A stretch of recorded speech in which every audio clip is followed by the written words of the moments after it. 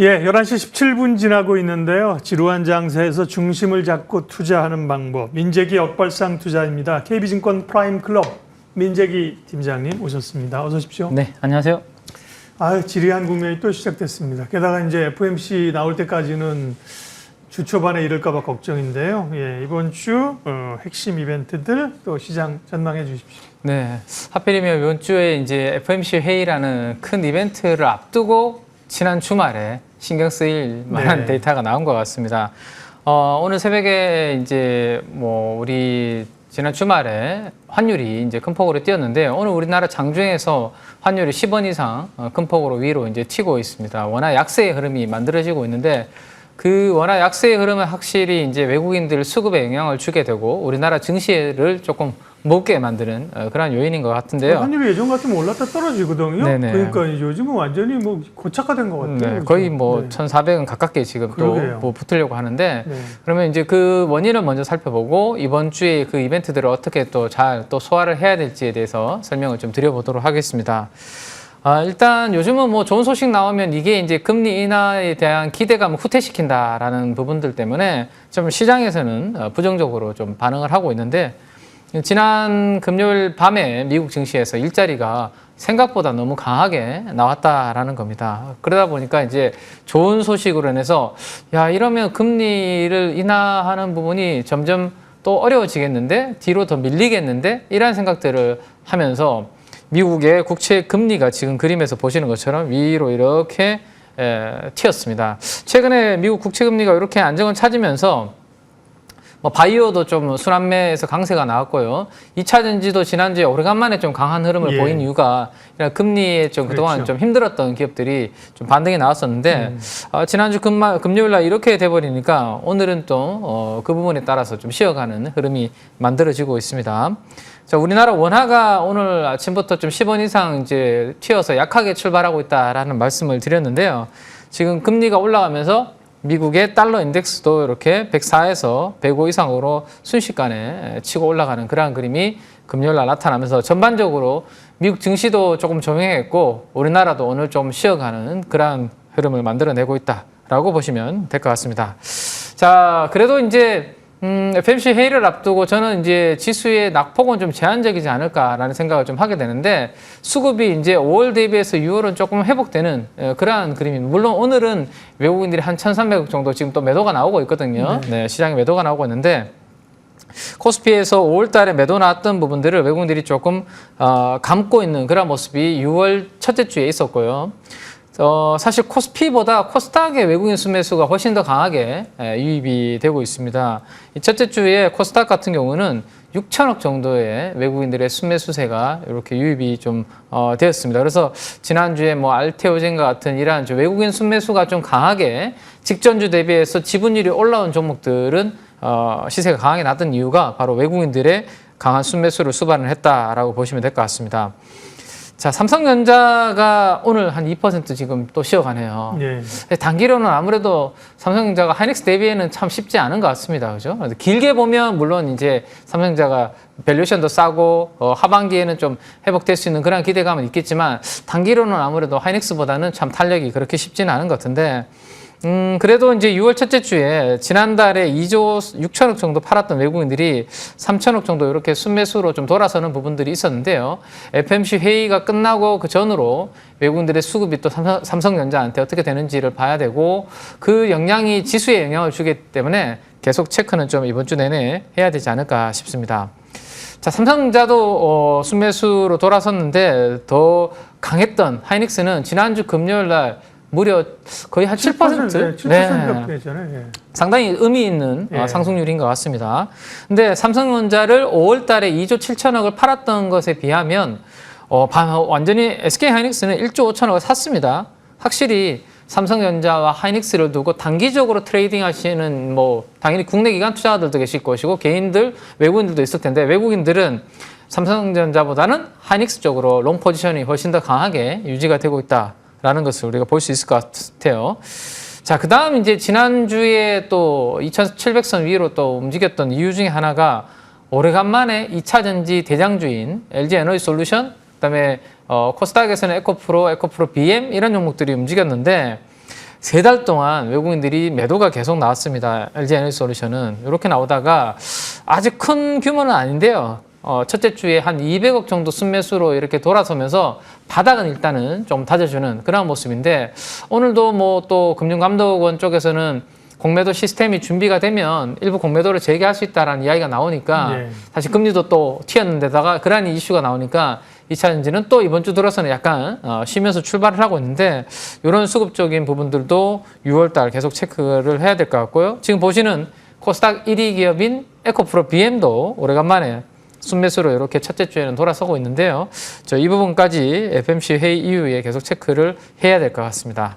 자, 알테오젠 같은 경우가 신고가 흐름이었는데요. 지금 보시는 것처럼 뭐 LG 에너지 솔루션, 에코프로 BM보다 훨씬 더 강하게 이렇게 올라가는 이유는 2달 연속으로 외국인들의 순매수세가 MSCI 영향도 있었을 거고요. 네, 그런 부분들 영향을 보시면 될 것 같아요. 자, 마지막으로 그러면 이제 이번 주에 중요한 이벤트들을 한번 보면 어쨌든 2가지 이벤트가 크게 있는데 애플 뭐 개발자 회의는 예전에도 우리가 이야기를 나눴던 부분이고 그다음에 CPI 물가지수가 발표되고 FMC 회의까지 같이 있는 구간입니다. 저 산은 하나 또 지나야 시장이 좀 그래도 변동성이 적어지면서 안정적인 흐름을 나타내 줄 수 있지 않을까라는 생각에 이번 주 중반까지는 일단 시장은 좀 주춤하면서 주 후반을 노리는 그러한 전략이 좀 좋겠다라고 정리를 해드리겠습니다. 예, 그러한 빅 이벤트들을 앞두고 있기 때문에 시장은 좀 관망세 이제 전체적으로 그렇다고 보면 시장의 수급이 역시나 가벼운 쪽으로 좀 그 틈을 이용해서 가려고 한다. 지난주는 물론 뭐 동해가스전 같은 경우도 올랐습니다만 변동성이 있고요. 조금 더 이제 수출 지표나 이렇게 안정적으로 가는 게 K 화장품. 또 최근에는 K푸드 인기가 대단한데요. 근데 주가도 삼양식품 같은 건 많이 올라가지고 투자 매력이 여전히 있을까 좀 고민이 됩니다. 예. 사실 차트만 보면 선뜻 손이 나가기는 쉽지 않은 차트죠. 근데 보통 이렇게 손이 나가기 어려운 경우는 더 올라가는 경우가 과거에 경험적으로 많더라고요. 그래서 삼양식품이 저렇게 시세가 꺾이지 않는다라면 저는 음식료인데 내수 위주로 하는 회사가 아니라 수출적인 모멘텀 있는 회사들은 계속 아마 좀 찾으려고 하는 시장의 노력이 되지 않을까 싶고요. 막 확산이 되네요. 네, 확산이 될 것 같아요. 삼양식품이 만약에 꺾인다면 이 한풀 꺾이겠지만 테마가 삼양식품이 지금 증설하면서 숫자가 하반기에 더 좋아지는 그러한 기대가 있다라면 아마 확산이 되지 않을까라는 생각으로 오늘도 이제 관련해서 이야기를 좀 드려볼 텐데 저는 이제 내수보다 수출 쪽을 중심으로 보자라는 말씀드렸는데 특히나 그 중에서도 저는 인도 쪽에서 우리나라 국내 기업 중에서 장사를 앞으로 잘하는 기업을 주목을 해야 되지 않을까라는 생각입니다. 왜냐하면 과거에 우리가 중국 때문에 중국에 뭔가 좀 코가 걸린 기업들이 상당히 시세를 과거에 많이 냈던 경우가 있죠. 그때 뭐 마스크팩 좀 판다고 하니까 막 주가 날아가고 그랬었는데 앞으로 시대는 인도 쪽에서 아마 수출 모멘텀을 잘 봐야 되지 않을까라는 생각인데 최근에 인도 모디 총리가 한번 깜짝 놀랐습니다. 그죠? 아주 압도적으로 이길 것이다 라고 자신을 보였었는데 간신히 이제 승리한 걸로 이렇게 이야기가 나왔고 주가의 변동성도 지금 보시는 것처럼 큰 폭으로 지수가 하락했다가 다시 이렇게 올려놓는 인도 지수예요? 인도입니다. 인도 선섹스 지수인데요. 어쨌든 큰 폭을 하락했다가 다시 위로 올려놓는 그런 흐름을 보였습니다. 인도의 경제와 증시가 이렇게 뭐 안정적인 성장을 계속 하는 그러한 그림이 된다라면 결국에는 인도 국민들이 앞으로 소득 수준이 좀 올라가지 않을까라는 생각을 좀 하시면 좋을 것 같고 소득 수준이 올라가면 결국에는 이제 어느 정도 뭐 일자리도 많아지고 월급을 받으면 소비를 하게 될 거고요. 뭐 좀 비싼 가전과 자동차도 살 것이고 당연히 이제 먹는 것들도 많이 구매를 하지 않을까라는 아이디어를 연계를 좀 해보자라는 겁니다. 최근에 국가별로 소비 지출의 연평균 성장률을 이렇게 한번 보시면 중국보다도요 레벨이 위에 있습니다 요즘. 이렇게 성장률이니까. 네, 성장률이죠. 그래서 상대적으로 이제 우리나라나 뭐 일본, 미국 여기는 이제 이미 경제 성장이 많이 이루어진 나라고 이제 인도가 앞으로 경제가 성장하고 국민들이 뭔가 주머니가 두둑해지면 소비가 계속 저렇게 성장하지 않을까라는 거고 우리 현대차가 오늘 기아와 함께 뭐 강박권에서 지금 움직이고 있는데 인도에서 참 잘하고 있다라는 이야기들이 계속 들려오고 있습니다. 그리고 인도에서는 또 하나의 모멘텀은 인도 법인이 좋아지면서 IPO에 대한 기대감도 있고 거기에서 나오는 현금으로 주주 환원을 많이 할 것이다 라는 스토리도 지금 현대차 그룹의 주주분들을 많이 기다리고 있는 스토리다라고 보시면 될 것 같아요. 어느 정도 소득 수준이 올라오면 이제 고가의 소비재들도 인도 국민들이 좀 사지 않을까요? 그죠? 시간을 두고. 자, 저는 이제 그것보다 최근에 이제 개인적으로 공부를 좀 하는 쪽은 음식료가 요즘 핫하니까. 네. 네. 그럼 인도 쪽에서 뭔가 잘 팔리고 있는 쪽을 계속 보다 보니까 롯데 웰푸드라는 회사가 보였습니다. 근데 뭐 잘 팔리고 하니까 인도 쪽에 증설도 하고 있고요. 뭐 그런 움직임들이 좀 있습니다. 그래서 롯데 웰푸드를 한번 인도가 잘 됐을 때 계속해서 한번 계속 추적을 해볼 만한 그런 후보군이다라는 말씀을 좀 드릴 수 있을 것 같은데 오늘은 보니까 날씨가 더워서 빙과류가 잘 팔린다라고 해서 뭐 이야기를 지금 뉴스는 나오고 있더라고요. 그러면 날씨 다시 선선해지면 빠져야 되나요? 저는 그게 아니라 롯데 웰푸드는 인도를 가지고 큰 그림으로 한번 보시는 게 어떨까라는 생각입니다. 그리고 이제 인도의 필수 소비재가 상대적으로 시장보다 밸류에이션 프리미엄을 지금 좀 받고 있는 그래프를 보시면 좋겠는데요. 시장보다 거의 한 90% 이상의 밸류에이션 프리미엄을 즉 인도에서는 음식료를 성장주로 평가를 하고 있습니다. 인구가 많기 때문에 그런 부분들에 대한 숫자가 잘 나오면서 프리미엄을 좀 받고 있다. 근데 지금 오른쪽에 롯데 웰푸드의 밸류에이션이 있는데요. 다른 인도의 음식료 업체들 대비해서 PER이 거의 한 뭐 5분의 1 정도 수준? 네, 오늘은 근데 뭐 날씨가 이렇다고 해서 주가가 좀 슈팅이 나오면서 올라가고 있는데 여전히 다른 업체들 대비해서 밸류에이션이 좀 싸다라는 것을 감안하면 요즘 뭐 사모펀드와 투신을 중심으로 기관 수급, 외국인 수급이 들어오고 있는데 앞으로 인도의 성장과 함께 같이 좋아질 수 있는 그러한 기업으로 좀 단기보다는 중장기 관점으로 계속 실적 체크하면서 공부할 필요가 있지 않을까라는 생각입니다. 네.